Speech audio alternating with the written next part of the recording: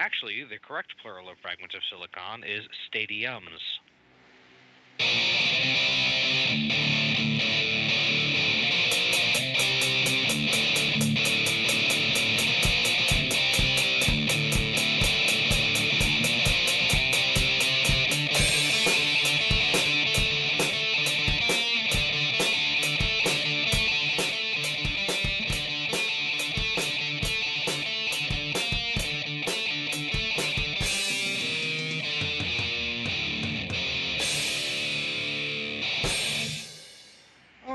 Welcome to another installment of Fragments of Silicon.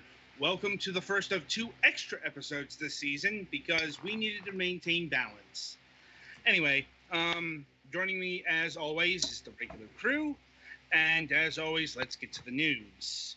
Let's see. Twilight, why don't you go this week first? All right. Well, enjoying the spring weather we've been having for the past few days, and which is nice, and thankfully so far the pollen hasn't affected me yet. Keyword in that is yet. Yeah. So yeah, we've been doing some yard work, trying to get rid of some moles, and our cat has thankfully been helping a little bit here and there. We still haven't gotten our old picnic table out of the yard yet. Mentioned that last week. We'll figure something out there. Not much else has really been going on this week. Been working on the games we got for Sunday, and that's about it. Okay then, Alex. It's been pretty warm around here too, though not warm enough for all of the snow to be gone yet. It's melting though. There's not a whole lot interesting going on in my personal life. My computer's still working pretty well. I have the hard drive from my old computer installed now. I haven't moved everything over, but that can be done gradually. Though I do need to find I had a hard time finding where the Steam games are from my old hard drive. I mean, most of them were on my portable hard drive anyway, and I had that connected already, but... in video game news, well, they sure did announce some things today, and I already picked up Blaster Master 02 because that looked fun, and I liked the previous one. It's funny because I had actually decided to finally buy Shovel Knight on the Switch yesterday, and I added extra money to my eShop account, so I actually had the money on there for it because it's only $10, so that's nice. Yeah, I have a Switch game to work on for review, I think next week, and the one for this week on Steam that I haven't had time yet. And it's nice. I might get some time on that tomorrow because I'm taking tomorrow off from work because I have spillover ETO to use and some errands I have to do. So, Andy, that's about all I got. All right, Petty, how about you? Well, today I had my appointment for the disability determination stuff, so that was fun. I don't know when I'm going to hear back on that for keeping my insurance. Usually with Medicaid, it's no news is good news type thing. So basically, before I go to my doctor's appointments, I just kind of have to call the number on the back of my card and make sure I still have insurance. And if it says it's active, then I'm good. Like, I'm probably going to give that, like, about a month. Because if they still need a month to review it, then that's on them. And there's also been some flooding in, I guess, the somewhat immediate area. Luckily, our house is like 100 feet above the floodplain or something like that. So we're so far out of it, we literally can't get flood insurance. because by the time it would be anywhere near our house, we would already have evacuation orders, and FEMA will be taking care of this shit. I mean, at that point, the issue is less we need flood insurance. Our concern with floods in the area is that it's going to damage our stuff, and more, it's going to damage something nearby, and that's going to be a problem. Yeah, well, like, for our house to flood, it would involve 3 of the surrounding cities being completely underwater, and then 2/3 of our city being underwater before we'd Right. have to worry about it. So, yeah, by then, national emergency and all that jazz would be called, so... The only thing that might be a problem is going to my doctor's appointments is through a somewhat low area that is in kind of a flood risk, so if that area floods, I might not be able to go see the doctor for a while. Mm-hmm. But, them's the breaks when you've had almost a month of snow and it's all starting to melt. And even more snow and rain up north, because thanks, Missouri River.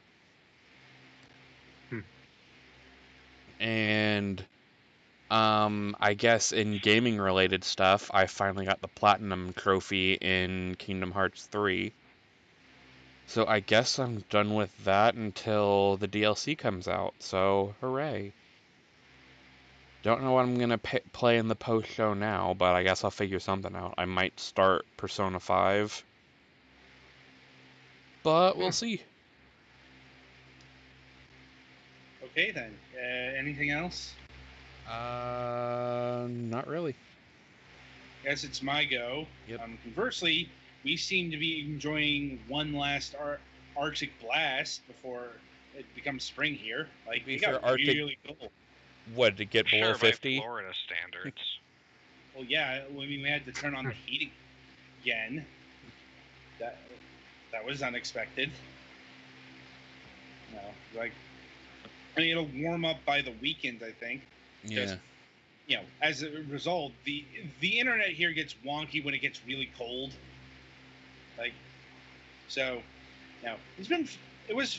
It's been fun having YouTube not work properly for the past couple days. Oh wait, by fun I mean really fucking annoying. Let's see. And really, I think that's about it in terms of news this week. So, merrily, we shall roll along to the interview portion of the broadcast. And this week, we have Alexander Clark and Brandon Haist of PRO2131 LLC. Well, you actually said my last name correctly. Most people do not do that. Yeah, that's pretty good. To be fair, that's always a crapshoot on this show. There have been many names I have mispronounced. Just have to be upfront about that. Sounds like we got to a good start then. Mm-hmm. Okay, indeed. All right, so how I like to start things is by getting to know the person, people behind the game, studio, what have you, is by asking them what got them interested in video games in the first place, both on a personal and a professional level. Sure. All right, I'll go ahead and get started. So we're talking about like way back in the beginning when we first got interested in video games. Is that right? Yes. All right, cool. That's an exciting question. So I'm Alexander, as he said. I'm the lead developer and art designer for our game Star Blazer. And probably my biggest interest in video games started in middle school. I'd always lightly played some, growing up. But I'd done this science fair project that was computer science based, and it was predicting the population of the world, something really dry and boring. But as I was online learning about how to program, it was in BASIC, the language at the time, I saw this article and it was like, how to create video games using BASIC. And this light bulb went off. I was like, wait, I can make my own video games? I'll never forget the moment. And so this is 7th grade, and that's when I started making, 8-bit crappy RPG games. Crappy because they just, I was in 7th grade and getting started, but it was exciting. And then that's really what drove the interest, is just knowing I could be able to create something. What about you, Brandon? Yeah, so like I said, I'm Brandon Heist. I do everything that Alex doesn't do, so we make sure he sticks to coding and is checking code and kind of doing the art direction of Star Blazer. I try to handle the community. I try to do the experience testing, and I also help with like user controls, user combat, anything user related. And I also do marketing, but I would say that in quotes because our marketing is pretty poor on my end. But what got me into gaming is actually probably my Nintendo 64 way back when I was in like first grade. I fell in love with Zelda. I think everyone fell in love with that game. And then I also fell in love with the James Bond 007 GoldenEye. I think those are two of my favorite games. Pokemon, I had the red version. My starter was obviously Charmander. Yeah, so I think that's what really got me started into gaming. And then I think we got interested in VR because it's just a new opportunity to try new things in. Yep. Hello? Yep. Hello? Are you there? Yeah, sorry, you seemed to drop off there for a bit. It seemed like it was good to me. So Okay. Anyway, okay, so what's your experience in like developing video games exactly? Like, is this your first project? This is the first released project. I think there's lots of half-created projects in the shambles of my disk drive.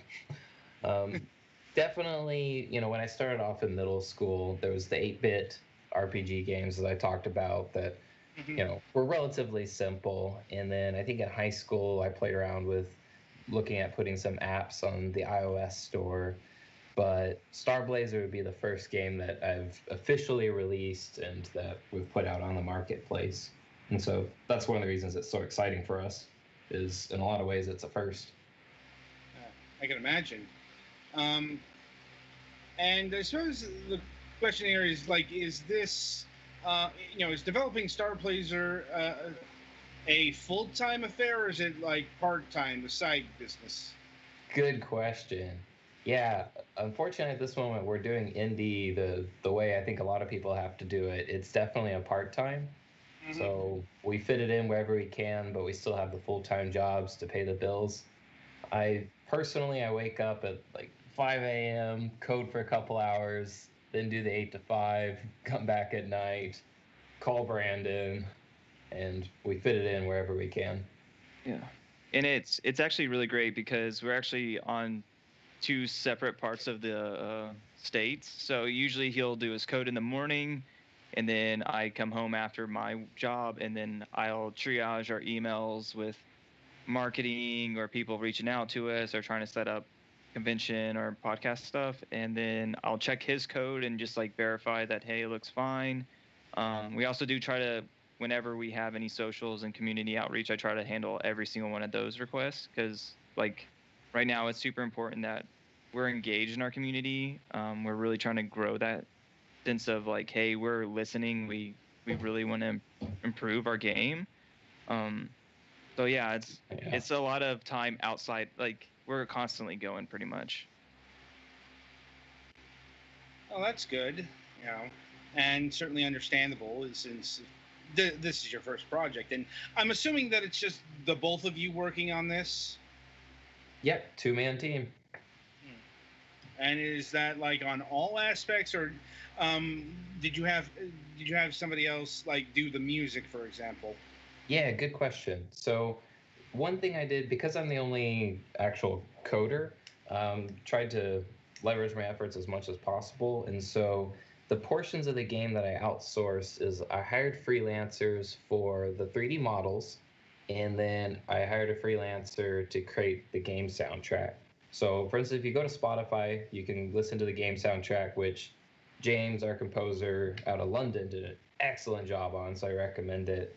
And then all the models, I would do like the 2D design, and then my modeler would work on the model, return it, and then I'd just take it and use the animations. So those pieces I outsourced.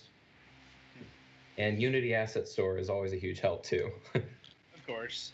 I mean, how much of the game is like your own work versus like stock assets?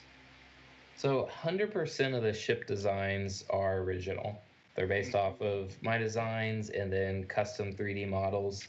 The main things I outsource in the game are the environment pieces. There's a few custom stuff, but when it comes to space environments and there's a lot of rich assets out there, and so it doesn't make sense to recreate them. And I suppose we should, I get to the premise of the game. Yeah. Because Star Blazers is a pretty unique VR title. Like, I don't think I've ever seen anything quite like this thus far. Because it's a real-time strategy VR game. Yeah, that's right. And exactly what was the impetus to trying to bring that genre to VR? Yeah, do you want to talk about that, Brandon? Yeah, that's a great question. So we had played VR quite a bit, and we felt like there's a lot of games out there that just feel like demos, or they feel like they try to get on the VR gimmicky stuff. And we had set out to be like, hey, we actually want to make a game that make people want to buy a VR headset, and that's what we wanted to work towards. And it's like, what is different? Like, what is someone like has not thought about? And we were like, I have yet to see a VR RTS game. And so I think what we did was like, let's try it. I mean, like at first it was like more of a joke than anything. And me and Alexander had talked like that'd be kind of cool. And then, Alexander actually just started coding it. And it started from like simple coding of just like a ball. And, we had this philosophy that it shouldn't, like the game has to be fun where like I can just move balls around and like it doesn't have to look pretty or anything like that. And so we just kept building on it. And we're like, eventually we had our RTS game. And I mean, we still work on it every day.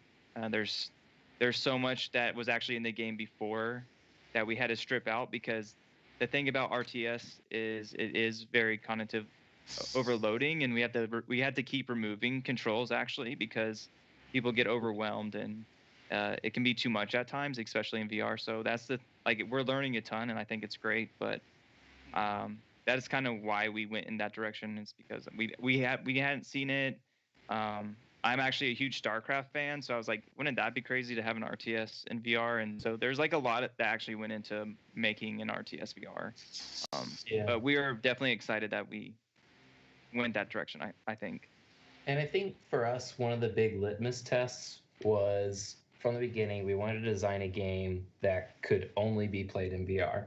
Because we told ourselves after talking about it, if you can make a game that can only be played in VR, then you've made an actually good VR game, rather than something that was successful in 2D but then was ported over. And that's part of the reason we did this whole 3D space type of RTS, is because we didn't feel like that translates very well to controls or to mouse and keyboard. Whereas in VR, it's super intuitive. You're in space, but you can point to these ships three-dimensionally. And like one of the rooms, Fleet Builder, for instance, where you design and configure your fleet, you're picking up and moving these ships around in 3D space. And the level of detail of where you can put the ships is just not something that could be done easily with a controller. And that was intentionally so. Is from the beginning, we said, this needs to be VR. It needs to be only VR. And that's when you can nail an interesting VR experience. And do you think you accomplished that goal? Yeah, the feedback from PAX South, the last convention we went to, was really good. Because sometimes you have an idea, you show it to your family and friends, and they tell you how great it is, but we all know that's they're being nice, right? Right. But it was amazing when we went to PAX South and we started hearing some of the things that we had originally set out to do. I mean, we literally had people message us on Discord or on Twitter, and they said, great, this is finally a game that makes me want to buy VR. I'm like, that's what we were going for. And definitely unanimously, everybody said, we don't see RTSs. In fact, we had one press come over, and he goes, RTS and VR, that shouldn't work. And I was like, well, do you want to give it a try? And when he took off the headset, he goes, wow, okay, I get it. And so really excited about that kind of feedback. It's promising. I mean, we definitely have so much thoughts on how we can improve, and we're constantly trying to improve the game as well. Yeah, so like I would say we're on the verge. Like we have made something, we know the idea is good, and we're always polishing it. We had so much good feedback at PAX South. We have people like reached out to us that actually had bought a VR just to play our game. So that's like very humbling, I think, for both of us. And it makes us more energized. Like, oh, this is cool. Let's just keep putting more energy into this. The cool thing about it is like it's hard to like like a lot of games have like stuff to copy off, like Fortnite and PUBG and Apex. Like they are like new things to copy off. Like, but we have like not a lot of things to go off of. So that's like really cool because I feel like we're learning a lot about this space that maybe has not been done before, and I think that's really unique. And I think so we still have some really cool ideas that we're excited about that we can't wait to put in the game as well. Right, and from what I'm seeing on the Steam page, you require the HTC Vive. Yeah. Was there any particular reason why you picked that headset for the VR support? Yeah, part of that was just the VR experience that comes with the Vive. So with the Vive, we felt you got the best full room immersive experience. And, as the game, you can see from some of the gameplay there, is really about being in the space, walking around and interacting with your ships. We wanted to start from a place of full room VR. Okay, that's certainly understandable, and not the first time we've heard about that from VR developers. I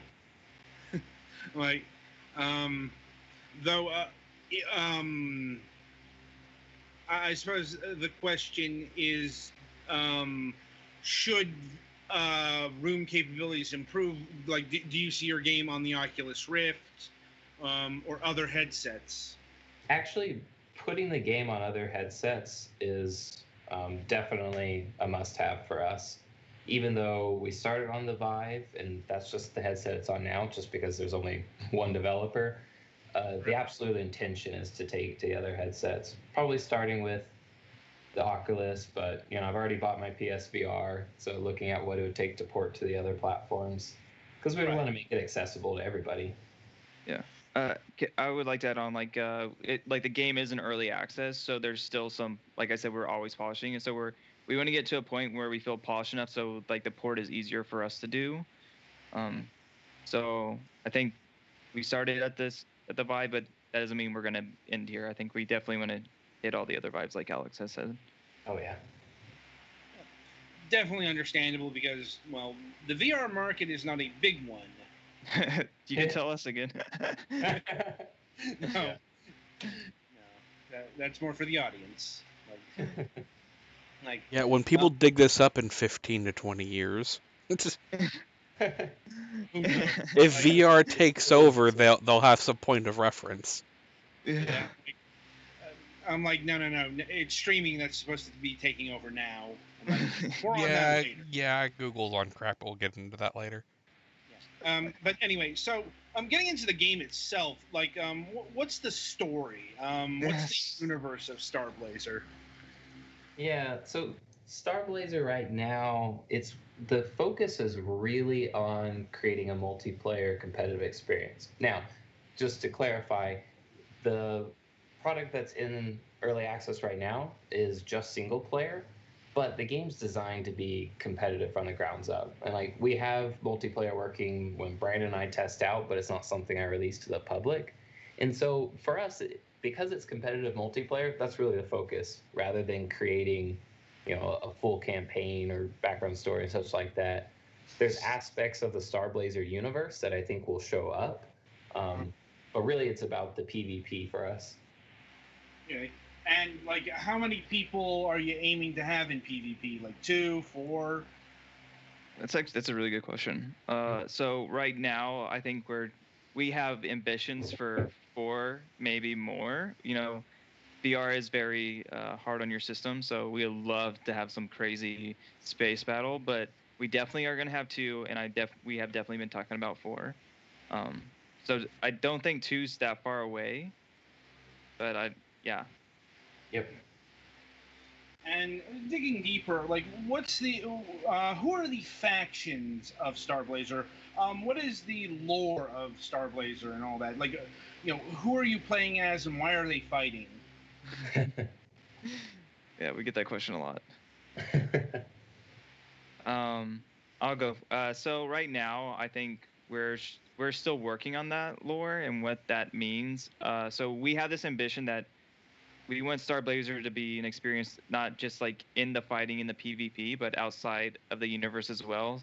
So we have a lot of ideas. We just need to execute on them. Which, like, I think right now everyone sees Star Blazers and they see like you can build a fleet and you can attack the fleet, and you're like, what's the story? It's like, well, we have ideas of what that story could look like. We just haven't been able to implement them yet into the game. And it can be in a whole different ways that I know I'm being very vague right now, but we just need some time to actually put them in there. So this is very much a gameplay first, story second kind of development. Yeah, exactly. Yeah, yes, correct. Absolutely. Well, that being said, like, what type of units are you controlling? Is it all combat, or are you doing other RTS things like resource gathering and tech tree building? Yeah, I love that. So the way we approached it is we wanted to create more of a chess-like scenario than some of like typical RTS games, meaning that it's a lot about individual units and their abilities, and then the checks and balances between the units, as opposed to some of the resource building and the detail aspects that come with other games. So I think there's 7 different ship types. They give you different abilities, such as, there's a medic, that's going to be pretty standard, a sniper that can shoot long distance, and then there's a almost octopus-like looking ship called the Spectre that can hide ships and make them completely invisible, and then a seeker disrupts ships, a bruiser is just this massive, basically tank that does what you'd expect and barrel through with shrapnel shooting cannons. And then the builders, those big ones right there, if you see on the screen, those T-shaped ones, those will create more ship types. And the goal was to use these different ship types almost as you would as pieces in a chess game. And so there's that like checks and balances between how the different ships interact. And a big part of the strategy comes from your initial fleet loadout. So the fleet builder that we mentioned is what the user uses to create their custom fleets. And they can, they obviously have a set amount of points that they can use that determine the types of ships they can put in. But how you start off in the different fleet configurations you have, which ships are protecting which other ships are going to be paired together. A lot of that initial strategy goes into it. Yeah, and I want to add on. So, like, we don't have resources like you have to mine to be able to build, but time is a resource, because VR is very intense, and when you play Star Blazer, you'll start forgetting to build. You'll start forgetting to send ships. It's a different type. Like, can be very intense. So, like I said, we have to keep taking things out of the game to make it less stressful. So.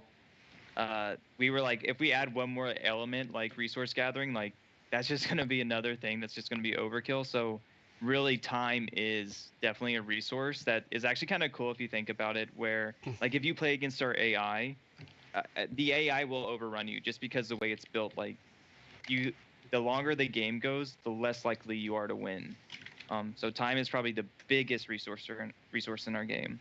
But there are different support classes, like Alex said, like the medic will heal. The disruptors are, the seeker's actually a really cool thing because it actually stops the builder from building. It finds the specters, and it actually stops medics as well. And how far along in development is Star Blazer at this point, and how much more early access time do you think there's going to be? Yeah, so the goal, not making any promise because it is early access, but the goal is to be mostly complete on all of our full features by the end of the year. Where we're at right now is the gameplay is very solid. It's where we want it. We have all the ship types we want in. We've got the game mechanics. It's actually fairly balanced too in terms of ship types from what we've seen. So the next steps for us are one, right now, we're looking to do kind of two things short term. We're adding in more maps just to make the game rich and more fun for the players in early access. Two, we've got some performance things we got to work on. That's just an area that I'm learning more about. So we're constantly looking to improve performance. After we do those things short term, this summer is going to be about rolling out the multiplayer to the early access users, finishing that, getting multiplayer going, and then the fall we can look at porting to the different headsets and hopefully have something really compelling by holidays 2019. Sounds like a plan. Yeah. Now, is this game being developed just for Windows, or are there any Mac or Linux builds? It's a good question. So right now it'll probably just be Windows based. I think right now we're just really trying to get it correct on the Vive, and then we're going to move to Oculus, and then move to the other VRs as well. Yeah.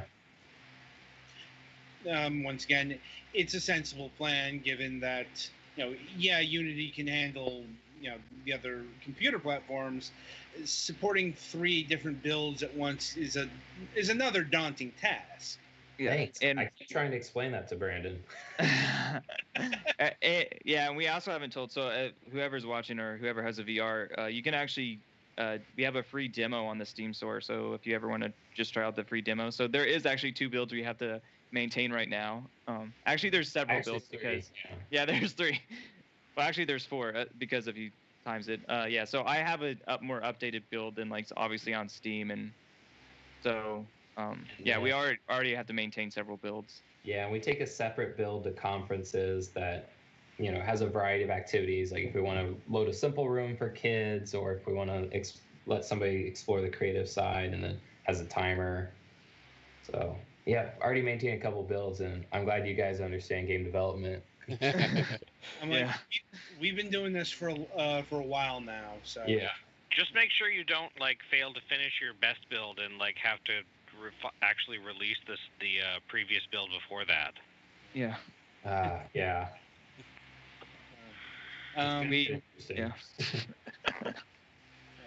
Right. So, how much does the game go for right now, and will the price change when it gets out of early access?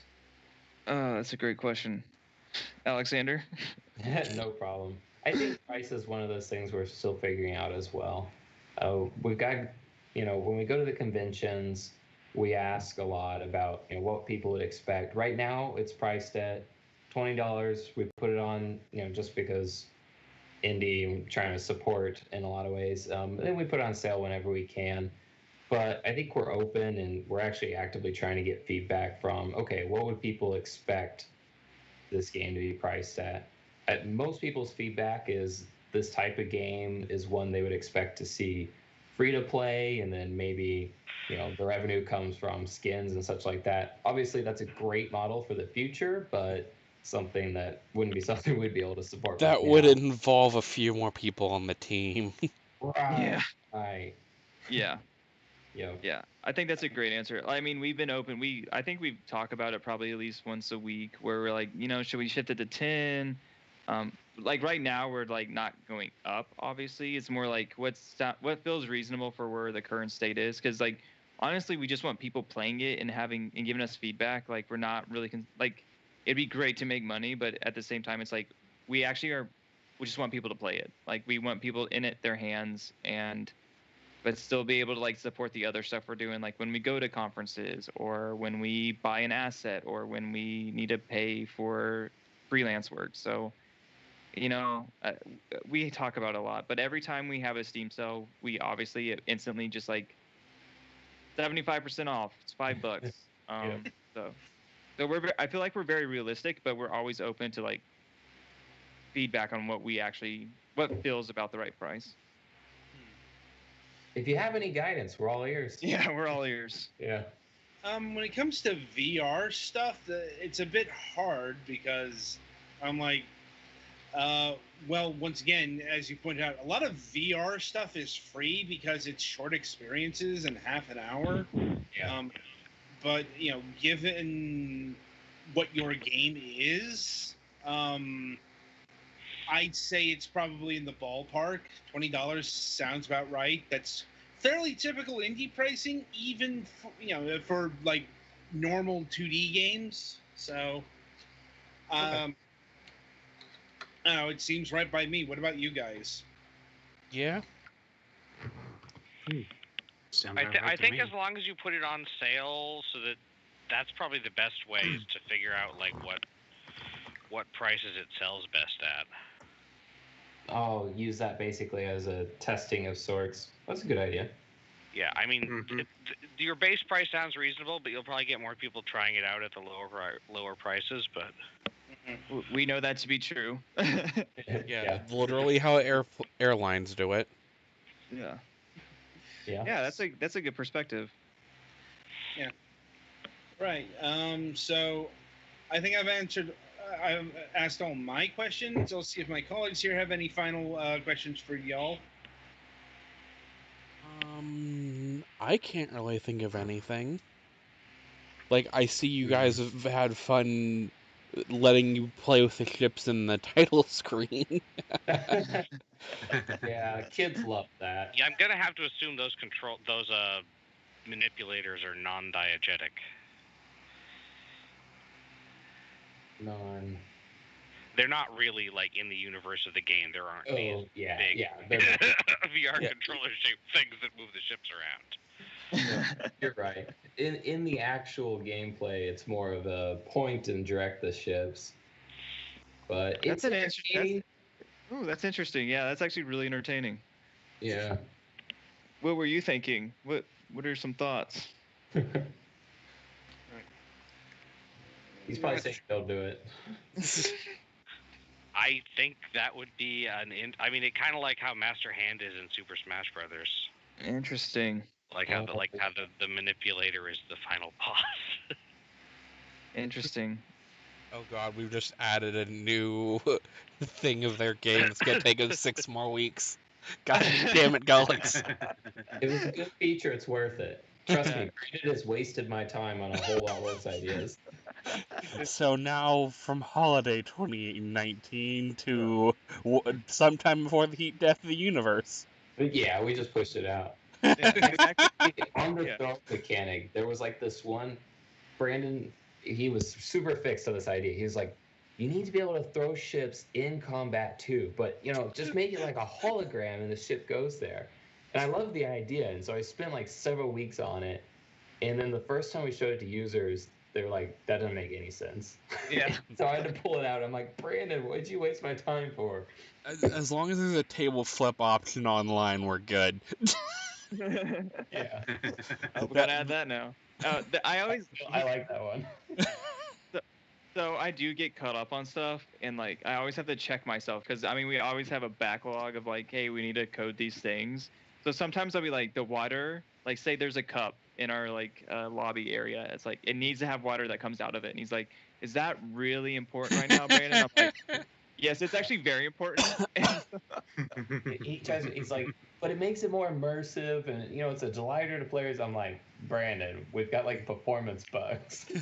Meanwhile, the game blue screens your computer after about 3 hours, but sure, let's get some water in that cup. Yeah. A good one was so we at PAX we had this little girl's like you need an easel in it where you can just like write whatever you want. So I was like, Alexander, you got to put an easel in. The little girl said, and so he spent like hours trying to put this easel in. It kept breaking the game, and I was like, man, I should have not have told him to do that. I think the worst part is I was live streaming the development at the time too. So Brandon's like watching me try to program this whiteboard in the game for a couple hours, and he's cringing. But it's the things you learn: prioritization and putting in the right features. We're learning. I'm learning. I'm learning to prioritize better. Insert cursive indie joke here. Right. Right then, I think that's about all the time we have. I'd like to thank both of you for taking time out of your schedule for being here this week. And we are, Star Blazer certainly seems interesting, and we look forward to its eventual release. Yeah. Thanks. It was a whole lot of fun talking with y'all, so we appreciate it. And if any of the listeners are going to PAX East, we've got a booth there, so hopefully see some of you all there. Okay, indeed. So the game is Star Blazer. It's currently on Steam Early Access for $20. You will need the HTC Vive headset currently to run it. So if you're interested in manipulating ships with your hands, you should pick it up today. Yeah. Thanks so much. We really appreciate it. Really appreciate it. No problem. All right, Betty, play us to the next segment.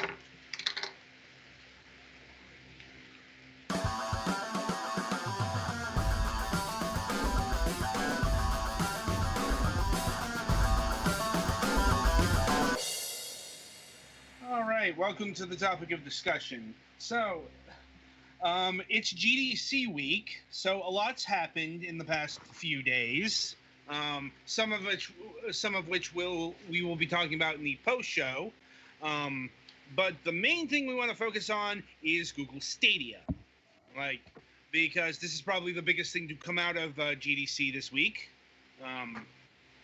So first of all, I suppose we have to address game streaming in general, because, well, this is a thing that's happening. Game streaming has been a surprisingly old thing that people have thought was neat and tried to implement.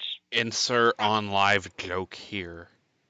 Right. In fact, you could probably even go back further with GameTap. Now, GameTap wasn't true streaming because the actual data was downloaded to your computer. Yeah, it's a lot like Game Pass is right now. Yeah, but this idea has been floating around since at least the early part of the decade. I think online showed up 2011, 2012, something like that. And here's the thing: the technology worked back then too. The actual tech, the rendering, that was fine. That was never the issue. And obviously in the year of 2019, the rendering technology has gotten a whole lot better. Google had an entire presentation on it. Unfortunately, because it's a game GDC presentation, it was dull as dishwater. It's not designed to impress the gaming audience. It's more to lob the features of the actual platform at actual game developers. That's why a lot of the presentations, the keynotes here, have been structured the way they are. But putting that aside, it's like Google is promising a lot with their fucking data centers. Oh my God, if I hear the word data center one more time, I'm going to stab somebody. No, you see, dude, there'll be low latency because somewhere in your neighborhood. Right, like Google is basically they're promising 4K, 60 frames per second, with huge asterisks for quality of your internet connection and availability of fiber optics in your neighborhood. Yeah, that literally happened. There was an asterisk, ultra high speed connection required. And, that gets into the core problem with game streaming. It's not the rendering technology or the cloud that's the problem. It's the internet infrastructure, especially in North America. Because the United States does not actually have very good internet infrastructure compared to, say, Korea or a lot of Europe. Yeah, Korea and parts of Europe, they'd love this, but here in the U.S., there are still 25 million homes with no internet connection at all.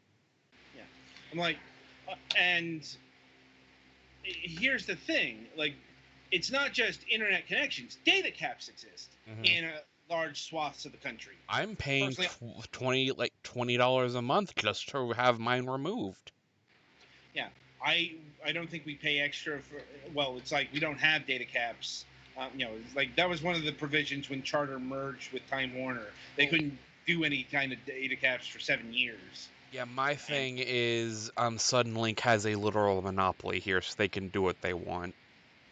Right, but the point which is again part of the problem in this country is that there are a lot of places where there's a effective or actual monopoly on internet service provision in some areas. Yeah, and mobile isn't any better. In fact, it'll be worse. For a lot of this stuff. And here's the thing. The kind of gaming we're talking about, it will eat through data allowances pretty damn quickly. Yeah, and they advertise the thing about like, oh, we will run it on the slowest computer we can find. Which sure, but I bet that computer was hooked up to a fucking fiber optic network. Mm-hmm. Right. Yeah.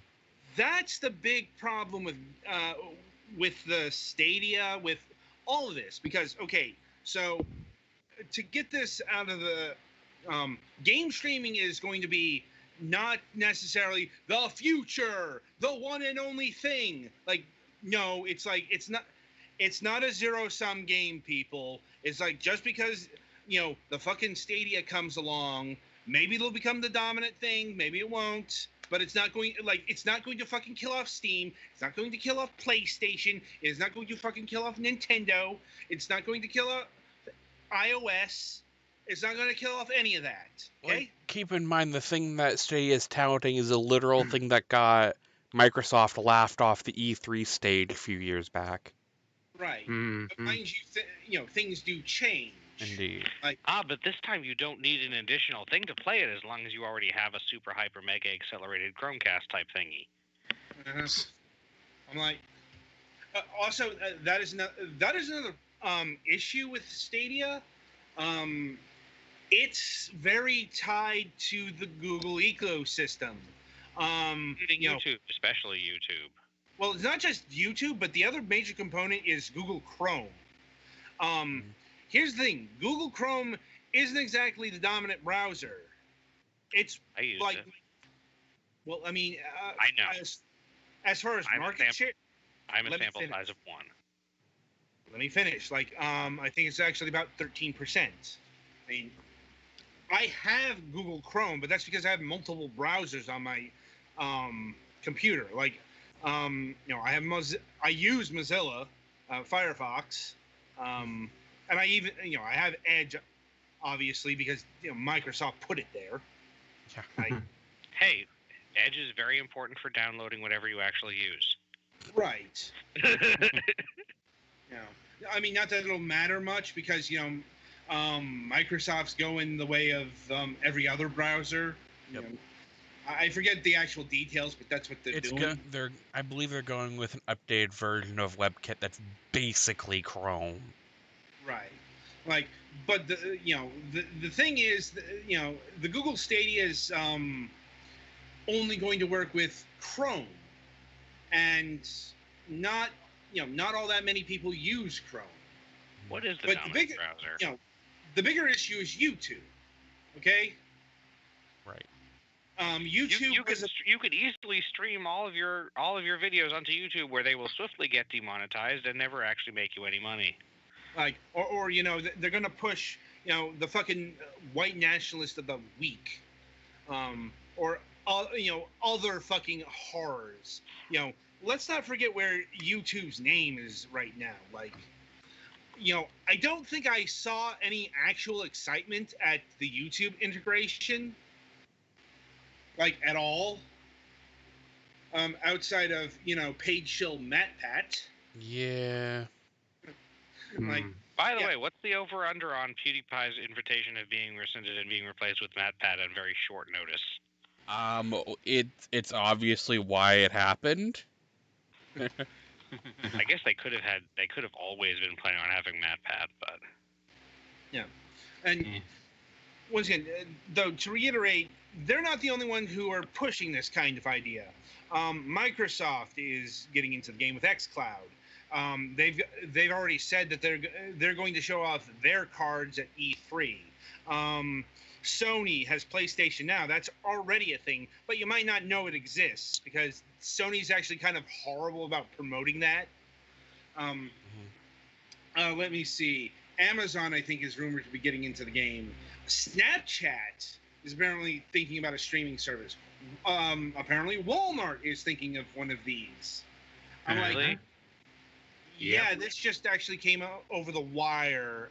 Not like about Almost an hour ago. yeah, but apparently Walmart is looking into a streaming service of their own, because all the people use fucking Voodoo. Like, yeah, it's like that is the actual Walmart Netflix thing. Nobody fucking uses it. But the point is, there are a lot of streaming services coming in the next year to few years, and that's another factor. Who's going to win, or which one or two or however many are going to be the tops in the streaming world. We don't know. Or at least win enough that they're like relevant. Yeah. In fact, getting back to the Stadia reveal, they talked a lot about what you might be able to develop in Stadia, but they didn't talk a lot about what they got for Stadia. That is to say, Ubisoft's going to be on the platform. They were part of the Project Stream test with Assassin's Creed Odyssey, and presumably you're going to see a lot of Ubisoft games there. And they announced Doom Eternal. Also, the latency factor came in, and it's not good. It's not unplayable, but it's not good, especially for something like Doom. Oh yeah, and Doom, it's gonna be, oh, you funny. Oh, and mind you, this was under controlled test conditions. Yeah. I'm like, keep in mind, I think Hamster had the best quote about this when he said, show me this working in a rural cornfield in Iowa, and maybe I'll believe it. Yeah. Yes. Yep. Now, because that's what we're talking about here. But here, okay, we've got a few games announced for this, and Google has said that they are building a first-party studio headed by Jay Raymond. But the thing is, we don't know how far along that first-party studio is. But kudos to Google for realizing they're going to need exclusive content to attract people to their streaming platform. You were right the first time, but go on. I'm like, yes. Anyway, but yeah, so we've got barely any games announced for the thing. We don't know if we don't even know if you can buy games off of it. We don't know if you can if it's going to be a subscription. Yeah, hopefully it's not where you still have to buy games, but you still have to pay monthly to use games you've bought. Because that would kill this thing outright. Yep. We have a nominal release date of late 2019 in the US, Canada, and Europe. Now, keep in mind, that's vague enough where it might get delayed to 2020. I absolutely wouldn't be surprised. The next step is sometime over the summer they're actually going to talk about, actual details of what this thing has to offer. I mean, and yeah, it's like, and as far as if this is going to succeed or not, well, personally, I'm kind of 50-50 on it. This is, it's like I can't say that the Stadia specifically is a huge paradigm shift because, once again, this is a paradigm shift that is happening regardless if fucking Google's in it or not. As I said, we're looking at 6 or 7 of these things emerging in the very near future. And as far as this being the dominant way to play games, it doing, Netflix and what Spotify did for their various mediums, that's a harder sell for games. And I'll tell you why.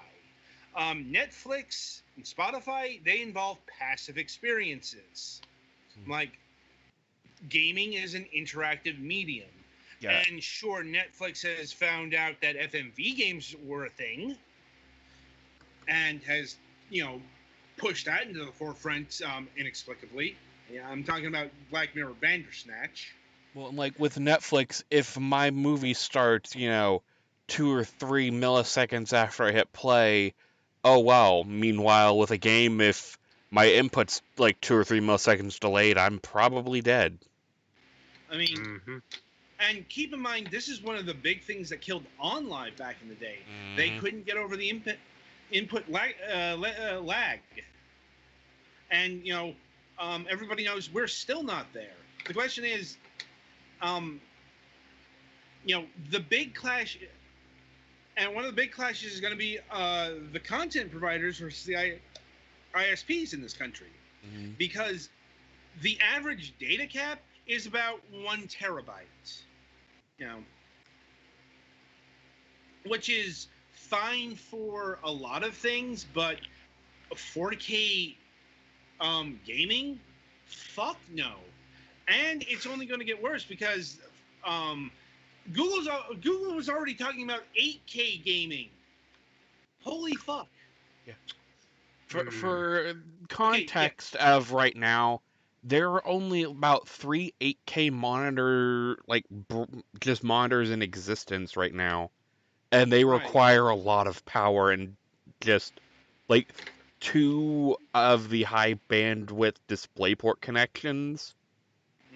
So, pumping that through an internet line is going to be very, very bad. Oh, yeah, just give you a quick and dirty explanation on pixel counts. Going from 1080 to 4K isn't doubling your experience; it's quadrupling it. Yup. That's why. Yep. Yeah, that's why it's estimated that an hour of game time on the fucking Stadia is going to be costing you about 60 to 80 gigs in bandwidth allowance. And, it's like a 40-hour game's going to eat through that pretty much, just there. Yeah. Now for casual stuff, say your mom or whatever wants to play any of the Lego games or something like that, or your younger siblings, and they only get an hour or 2 of game time on the weeknights, that'll be fine. But for a lot of us who are more, let's say, hardcore, nah, we'd burn through our data caps real quick. Yeah. So, we've got the immovable force, meaning the irresistible object, very quickly. Yep. Now, and once again, if you don't want to buy in on the streaming future, because there are a lot of concerns, not just, getting into an ecosystem, because, there's a lot of ecosystems these days. That's nothing new, but, control, you're not going to have any control over, you say if you want to mod a game, that's out of the fucking window. Or even ownership. I know ownership about digital stuff is a dicey, thing in and of itself. Yeah, a few big games that are gone forever, like Scott Pilgrim vs. the World, PT, and the list goes on. Dark Spore. Yeah. But guys, you could totally have not save states. So and getting back to Stadia itself, this could just be another Google failure. Google is is one of the most successful companies ever, and it's got a successful products, but it's also known for having a lot of fucking failures. Mhm. There are websites dedicated to those. Even like they've had brand failures like Google Plus. You have people right now asking, is Stadia the next Google Plus? Yeah, will this And be it's a- around in 3-4 years? Right, because Google is known for heavily investing in a thing, and then just they stop giving a shit Hell, after. if Android was almost killed off if it didn't take off when it did. Uh-huh.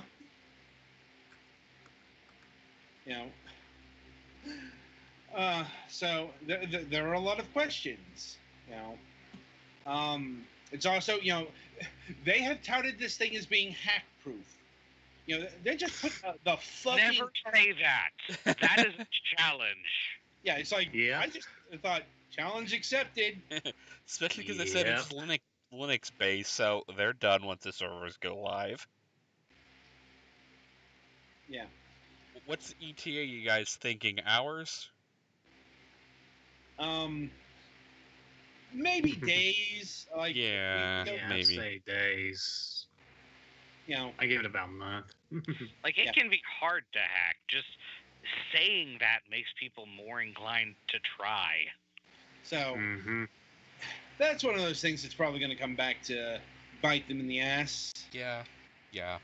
Always, literally always has, every time they open their mouth about something being hack-proof. All right. But yeah, so we'll be revisiting Stadia again in the future, obviously, because, at the end of the day, they didn't announce a lot of concrete details that were important to consumers at this thing. But it's certainly gotten people talking, if nothing else. Yeah. So that'll about do it for this week. This installment of Fragments of Silicon. The week ahead, no Friday video session scheduled. Probably not going to change. Like, I don't think we have anything multiplayer centric for this for the rest of this season, which is only like next week, and such. Anyway, coming up on the Sunday reviews, this week we've got Azusa RP Online. This is a very curious game, as it's half MMORPG, half web forum role playing. Not an intriguing idea, but it's bogged down by a whole lot of issues. I appreciate the idea of an MMO that's trying to appeal to the crowd who actually want to role play in their MMO, Mm-hmm. but takes a lot of buy-in to make that actually work. Right. I'm like, see, we might have been able to do something with that had we gotten like 4 copies, but they only sent the 1 code. So I had to play alone, and there's not a lot of people playing this. It's not completely empty, but we're talking like at peak hours, 20, 30 people maybe. Maybe I saw 40. That's not a lot. Like, and plus, I don't know these people. Well, you just have to pretend to be your insert race and class here, and everybody will treat you as such. Yeah. Anyway, that's definitely how it always works. Yeah. Twilight Winter will be handling The Majesty of Colors, an adventure game from our friends at Future Proof. And we'll be finally reviewing the visual novel Steam Prison. If you recall, this was scheduled for earlier in the season, but it got hit by a fairly nasty bug that necessitated a delay. That has been fixed. The game is working, so it's in a reviewable state. And coming up, next week will be the season finale. We'll be off for 2 weeks, and we'll be back in mid-April. So that's what's coming up ahead. So until next time, I wish you good gaming.